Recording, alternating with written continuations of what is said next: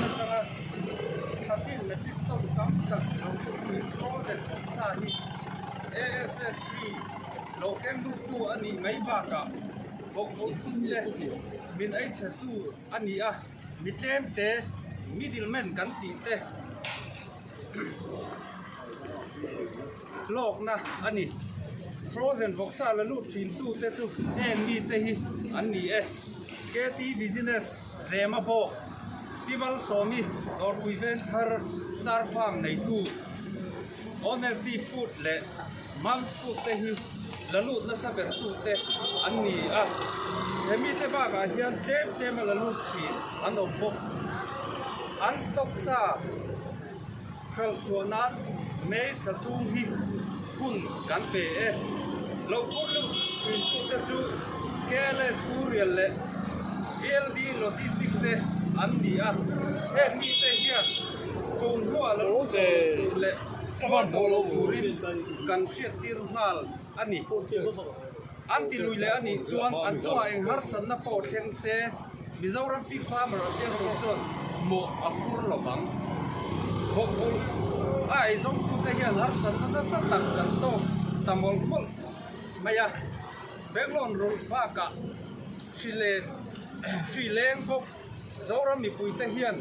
kan har san na min lo fiat pui tur le min lo support turin kan som tak meu ani sarkar chuan farmer te khai chua hi atum ber le au ha ber ani angin dan siam an dan siam hi na taka keng ko turin kan pok ani sarkar tha ti chak turin Mizoram Pig Farmer Association hian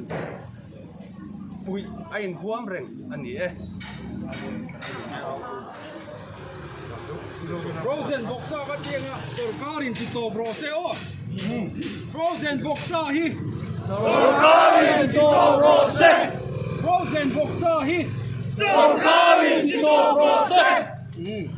ali la kan mo sia hiap tin nan kan halo ni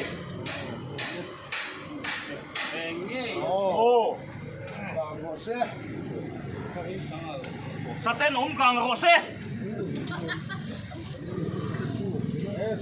tu brose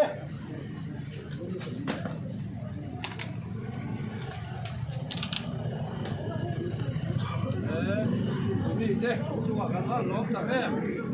to mi lo so mi de tu ni kan ne cho ni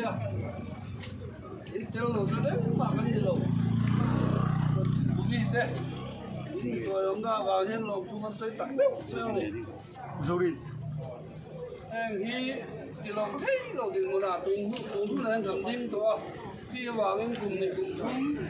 cái này rong cùng chung đó to thì lại car jokin biết kết tên pro là nó rốt mấy do bọc cái kia cái tiền phong sa đó cái mèo này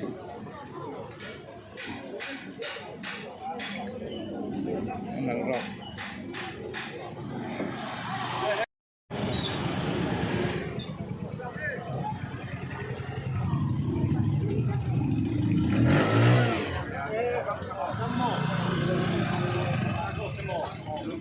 ta chuan frozen voksa ron lu na salu tu khianin free baka ange vokul tu te kan thar chu konga a hral na konga te har san te kan tok chawa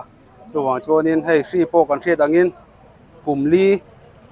aron len na ni to heng tiang ati rem konga te hianin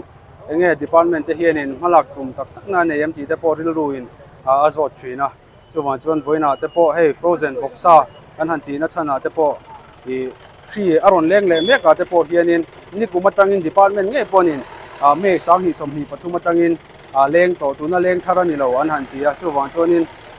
free ron lut mek tuna leng mek te po heng frozen voksa le department hoya pick fet nge ina frozen an han zuar hian midang la lut du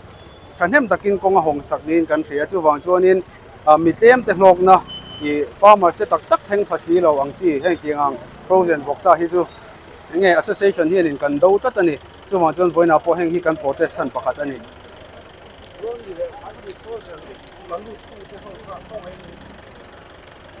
frozen voksa la lut phin tu te hi heng mi te hi an nia KT business zema bok pimal somi dor pui veng thar sar farm nei tu honesty food le mam food te hi ala lut na saber tu te an nia an stock phal chu nan me thachung hi hun kan pe a chuan ba ka heng ho ba ka hian in mitlem te in a tam tham lo wala lut po hi tam takan om bok ani le pick fat noya society noya po hian in an zona sa ti kan hre bok ani